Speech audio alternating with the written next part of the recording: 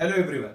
So आज आपण review करणार आहोत बॅड्स ऑफ बॉलिवूड. नेटफ्लिक्स वरती नवीन सिरीज आलेली आहे, रिलीज झालेली आहे 18 सप्टेंबर 2025 रोजी.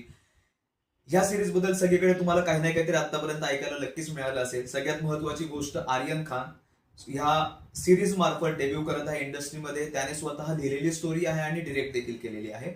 स्टोरीमध्ये त्यांनी जो काही प्लॉट मांडलेला आहे, so basically is trying to tell you the dark side of reality of Bollywood industry, ज्याच्यामध्ये almost every single household in India wants to either become a cricketer or an actor. सो ह्या ज्या दोन महत्वाच्या fields आहेत आणि भरपूर लोकांना त्याच्यातली चकाचौंध दिसते, पण त्याच्या मागे चालणारा ऍक्च्युअल जो ड्रामा आहे which is behind the screens, ह्याच्याबद्दल बोलले जातात. तुम्ही बऱ्याच वेळा एन वर्ड नेपोटिझम ह्याच्याबद्दलही ऐकलं असेल, पण खरोखर जो माणूस त्या इंडस्ट्रीमध्ये खेळतोय राहतोय त्याला सगळ्या गोष्टी बघायला मिळतात आणि हे समोर त्या पारदर्शकतेने ट्रान्सपरन्सीने मांडणं ह्याच्यासाठी खरंच गट्स लागतात बॉस. तर त्या मुलांनी नक्कीच केलेलं आहे. 7 episodes are there. At the same time reality दाखवताना बऱ्याच वेळा त्यांना खूप हार्श वर्ड्स देखील वापरावे लागतात, कारण जर तसे संवाद ऍक्च्युअली घडतात तर व्हाय नॉट. आणि सिरीज असल्यामुळे देर आर नो रेस्ट्रिक्शन. तिथे काय तुम्हाला सर्टिफिकेशन घ्यायची गरज नसते, त्यामुळे भरपूर तुम्हाला शब्द ऐकायला मिळतील जे म्हणजे फॅमिली सोबत बघायचा तर विचारच करू नका. एकटे बसून जरी बघत असाल तरी बऱ्याच वेळा तुम्हाला स्वतःला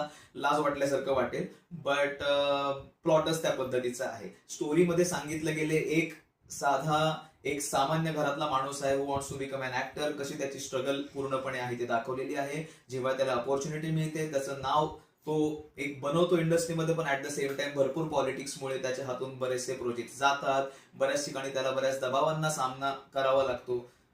त्याचबरोबर somewhere there is a linking between this industry, Bollywood industry and mafias, हे पण तिथे दाखवलेलं आहे. Also at the same time मूवीमध्ये बरेचसे कॅमिओज तुम्हाला बघायला मिळतात.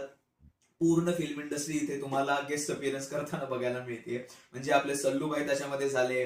इम्रान हाशमीचा कॅमिओ सुपर दाखवलेला आहे. आणि इम्रान हाशमीच्या वेळी स्टारकास्ट जे वेगवेगळी लोक आहेत ऍक्च्युअल जे सिरीज मध्ये काम करतात, त्याच्यापैकी मेन कॅरेक्टर इज लक्ष ललवानी.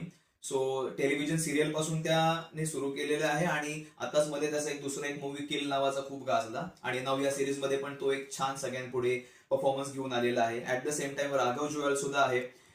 सगळ्यांना माहिती तो किती सुंदर डान्सर आहे, पण ऍक्टिंग मध्ये देखील त्याची जी फ्लुएन्सी किंवा तो इतक्या एफिशियंटली कुठे इतक्या इज मध्ये परफॉर्म करतोय की आपल्याला चाट पडायला होतं. म्हणजे सिरीज मध्ये सगळ्यात जास्त दमदार परफॉर्मन्स कोणाचा आहे तर राघवचा आहे.